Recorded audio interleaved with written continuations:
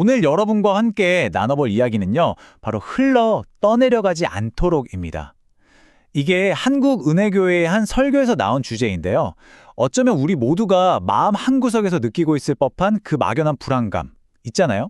마치 정처 없이 물살에 그냥 떠밀려가는 것 같은 그런 느낌. 바로 그 감정에 대한 깊은 통찰에 담고 있는 이야기입니다. 여러분, 혹시 이런 느낌 아시나요? 내 인생이 뭐 잘못된 방향으로 가고 있는 건 아닌데 그렇다고 해서 내가 진짜 원하는 것을 향해서 막 힘차게 노를 잡고 있는 것 같지도 않은 그런 상태요. 그냥 세상 흐름에 나를 맡긴 채로 어제랑 비슷한 오늘을 살고 또 오늘과 비슷한 내일을 맞이하면서 그냥 그렇게 흘러가고 있다는 느낌 말이에요. 네, 바로 이 보편적인 감정. 이게 바로 오늘 우리가 살펴볼 이야기의 진짜 출발점입니다.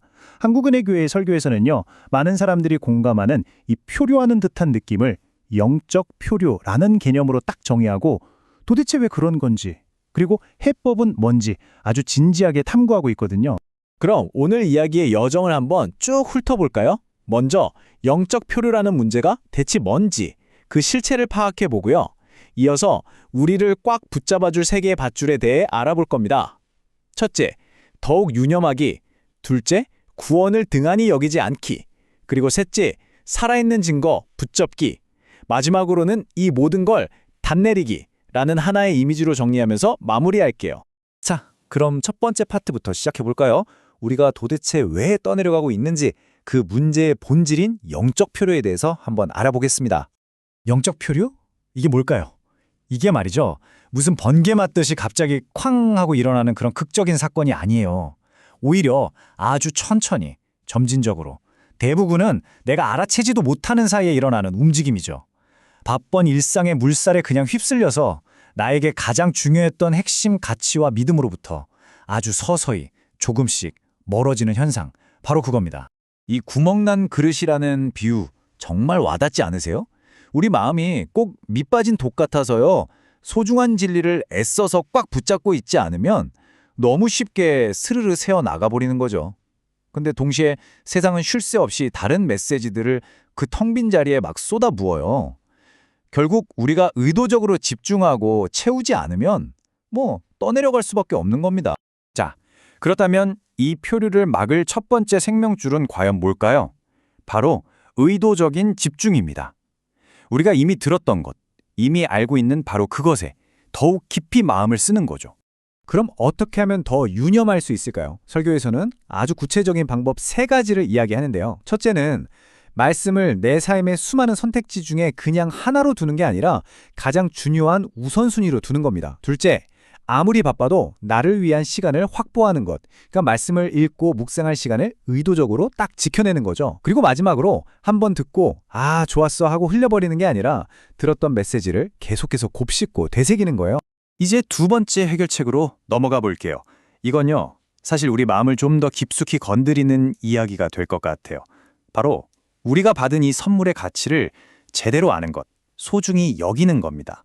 이렇게 큰 구원을 등한히 여기면 우리가 어찌 그 보응을 피하리오? 이 질문 정말 무게감이 느껴지지 않으세요? 여기서 핵심 단어는 바로 등한히 여긴다는 건데요. 이게 도대체 무슨 뜻일까요? 여기서 말하는 등한히 여김, 그러니까 소홀함이라는 게요, 막 나는 이게 싫어 하고 적극적으로 거부하는 게 아니라는 거예요. 그냥 신경 안 쓰는 거죠. 별로 중요하게 생각하지 않는 거, 무관심한 거, 바로 그 태도 자체예요. 그래서 이게 더 무서운 거죠. 나도 모르는 사이에 내 삶의 가장 소중한 걸 하찮게 여기게 될 수도 있으니까요. 설교에서 인용한 디트리티 보네퍼의 개념을 보면 그 차이가 확 느껴지죠. 한쪽은 값싼 은혜, 이건 그냥 공짜로 받았으니까 당연하게 여기는 거예요. 결국 죄나 기도, 예배 같은 걸 가볍게 여기는 삶으로 이어지게 되죠. 하지만 값비싼 은혜는 완전히 다릅니다. 이건 하나님의 아들의 생명이라는 어마어마한 대가를 치른 선물이라는 걸 기억하는 은혜예요. 그래서 우리에게 감사와 헌신이라는 진짜 반응을 요구하는 거죠. 자, 이제 표류를 막아줄 마지막, 그리고 어쩌면 가장 강력한 생명줄에 대한 이야기입니다. 바로 우리 안에 계신 돕는 이를 의지하고 그 살아있는 증거를 꽉 붙잡는 거예요. 성령의 역할이라는 게 막연하고 추상적인 게 절대 아니에요. 우리 마음 가장 깊은 곳에서부터 너는 혼자가 아니야 하는 확신을 주시고요. 우리를 조금씩 그리스도를 닮아가도록 변화시키시고 또 공동체를 함께 세워갈 각자의 재능, 즉 은사를 주세요. 이 모든 것 하나하나가 바로 복음이 단순한 이론이 아니라 살아있는 진리라는 증거고 우리가 붙잡을 수 있는 진짜 힘이 되는 겁니다. 자, 지금까지 우리가 왜 떠내려가는지 또 어떻게 그 흐름을 거슬러 멈출 수 있는지에 대해 쭉 살펴봤잖아요. 이제 제일 중요한 시간이에요. 이 메시지를 그냥 머리로만 아는 게 아니라 바로 내 삶의 항구에 적용해 볼 시간, 다시 닻을 내릴 시간입니다. 첫 번째 질문을 한번 스스로에게 던져보면 어떨까요? 최근에 나는 말씀을 어떤 태도로 대하고 있었나? 혹시 바쁘다는 핑계로 아니면 너무 익숙하다는 이유로 소홀히 하지는 않았나요? 그리고 두 번째 질문은요. 우리 마음을 조금 더 깊이 들여다보게 해요. 나는 나도 모르는 사이에 내가 받은 이 구원을 너무나 당연한 것으로 여기고 있진 않았을까? 그 값비싼 은혜의 가치를 혹시 잊고 살지는 않았나요? 그리고 마지막 세 번째 질문입니다. 이건 생각에서 그치는 게 아니라 실제적인 행동으로 이어지는 질문이에요. 이번 한 주 동안 성령의 인도하심에 내가 조금 더 민감하게 반응하기 위해서 할 수 있는 아주 작은 실천, 딱 한 가지는 무엇일까요? 오늘 나눈 모든 이야기를 이 마지막 질문 하나에 담아봅니다. 쉴 새 없이 우리를 다른 곳으로 밀어내는 이 세상의 거센 물살 속에서 이번 주 당신의 닻은 어디에 단단히 내려져 있습니까?